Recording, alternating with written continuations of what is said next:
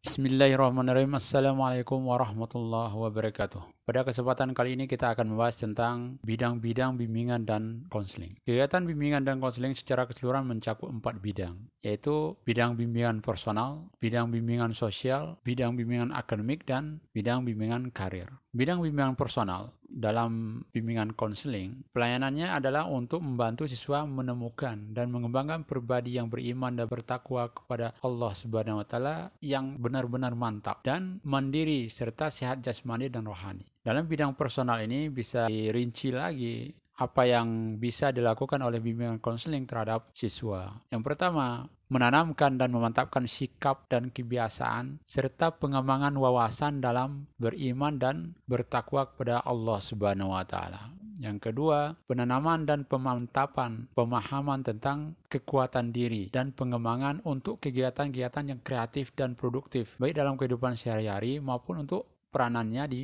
masa depan. Yang ketiga, dalam bidang personal yang bisa dilakukan oleh guru BK terhadap siswa adalah pengenalan dan pemantapan pemahaman tentang bakat dan minat pribadi, serta penyaluran dan pengembangannya melalui kegiatan-kegiatan yang kreatif dan produktif. Yang keempat, dalam bimbingan personal, guru BK bisa melakukan pengenalan dan pemantapan pemahaman tentang kelemahan diri siswa dan usaha-usaha untuk penanggulangannya. Yang kelima, pemantapan kemampuan pengambilan keputusan. Siswa mampu untuk memutuskan sendiri apa yang akan mereka jalani. Yang keenam, pengembangan kemampuan mengarahkan diri sesuai dengan keputusan yang telah diambil, sehingga mencapai tujuan yang ingin dicapai. Yang ketujuh, pemantapan dalam perencanaan dan penyelenggaraan hidup sehat, baik secara rohaniah maupun jasmani. Ada literasi terhadap kesehatan, baik jasmani maupun rohani. Ini bidang personal. Banyak masalah yang dihadapi oleh siswa dalam bidang personal ini, baik dalam tidak memahami apa minatnya, tidak memahami bakatnya, maka guru BK bisa melakukan bimbingan untuk pengenalan minat atau bakat yang dimiliki oleh siswa.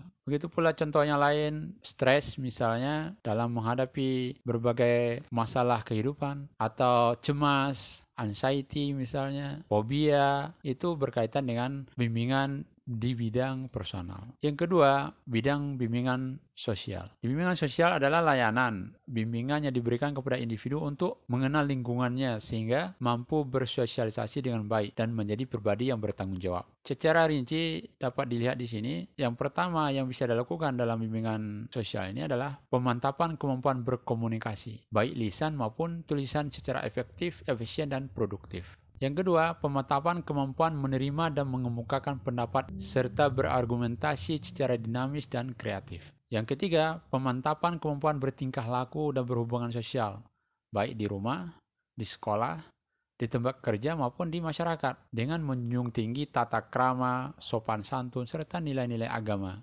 adat, hukum, ilmu, dan kebiasaan yang berlaku. Dalam bidang sosial ini pula, bimbingan konseling bisa melakukan pemantapan hubungan yang dinamis, harmonis, dan produktif dengan teman sebaya, baik di sekolah yang sama, di sekolah lain, di luar sekolah maupun di masyarakat pada umumnya. Yang kelima, siswa bisa juga dibimbing untuk pemantapan pemahaman tentang peraturan, kondisi rumah, sekolah, dan lingkungan, serta upaya pelaksanaannya secara dinamis dan bertanggung jawab. Yang keenam adalah berorientasi tentang kehidupan berkeluarga, bermasyarakat, berbangsa, dan bernegara. Hubungan dengan keluarga, hubungan dengan masyarakat, dan berkaitan dengan bangsa dan negara. Jadi ini yang berkaitan dengan bidang bimbingan sosial. Sementara bidang bimbingan yang ketiga yang bisa digarap oleh guru BK adalah bidang bimbingan akademik atau belajar. Menurut Jones, bimbingan belajar merupakan suatu proses pemberian bantuan seseorang kepada orang lain dalam menentukan pilihan dan pemecahan masalah dalam kehidupannya.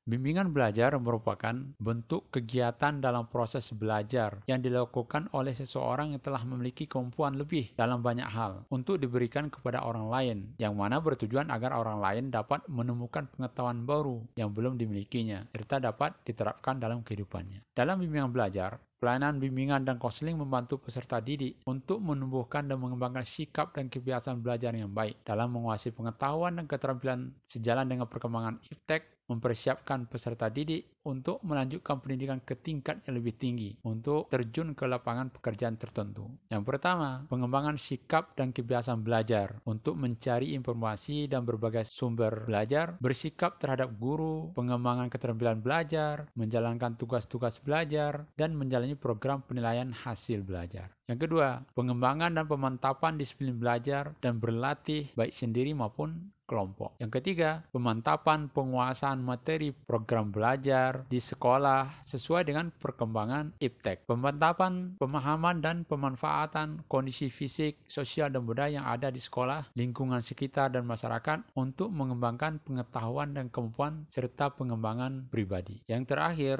berkaitan dengan bidang akademik, bimbingan konseling bisa menjelaskan atau membimbing siswa untuk orientasi dan informasi tentang pendidikan yang lebih tinggi dan pendidikan tambahan. Kira-kira mau melanjutkan ke jurusan apa setelah tamat MTS misalnya? Apakah ke SMK atau ke SMA? Lantas jurusan apa yang mau dipilih? Ini menjadi bidang dari bimbingan konseling berkaitan dengan bidang akademik. Yang berikutnya, yang terakhir dalam bidang karir. Dalam bimbingan karir, pelayanan bimbingan dan konseling ditujukan untuk mengenal potensi diri siswa, mengembangkan dan memantapkan pilihan karir siswa. Jadi, bidang ini berkaitan dengan potensi yang dimiliki dan mengarahkan potensi yang ada itu untuk meraih karir di masa depannya. Secara rinci dapat dilihat di sini. Yang pertama, pengenalan terhadap dunia kerja dan usaha untuk memperoleh penghasilan untuk memenuhi kebutuhan hidup. Mengenal dunia kerja yang sesuai dengan potensi yang dimiliki. Yang kedua, pengenalan dan pemantapan pemahaman diri berkenaan dengan kecenderungan karir yang hendak dikembangkan. Di sini memahami bakat, minat, keterampilan, kemampuan diri sangat penting dalam menentukan pilihan karir di masa depannya. Yang ketiga, pengembangan dan pemantapan informasi tentang kondisi tuntutan dunia kerja, jenis-jenis pekerjaan tertentu, serta latihan kerja sesuai dengan pilihan karir. Informasi tentang dunia kerja itu sangat penting agar kita bisa menyiapkan siswa untuk menghadapi tuntutan tersebut sesuai dengan kondisi dia dan kondisi dunia kerja. Yang keempat, pemantapan cita-cita karir sesuai dengan bakat, minat, dan kemampuan, serta pemantapan sikap positif dan objektif terhadap pilihan karir. Yang kelima, pengenalan berbagai lapangan kerja yang dapat dimasuki tamatan SMA misalnya. Karena sekolahnya hanya tamatan SMA, maka kira-kira lapangan kerja yang seperti apa yang bisa menerima tamatan SMA.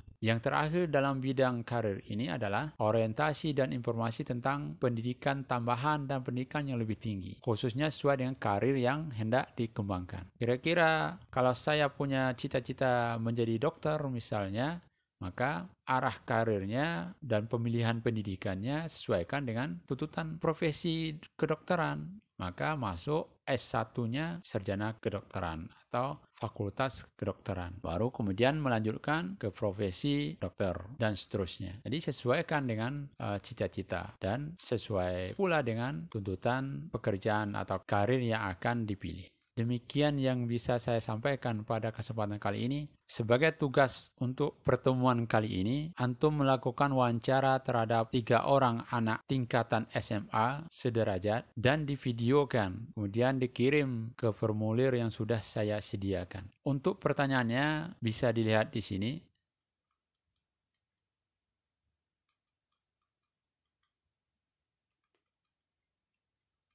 Ada 20 pertanyaan. Jadi antum tanyakan ke-20 pertanyaan ini kepada siswa.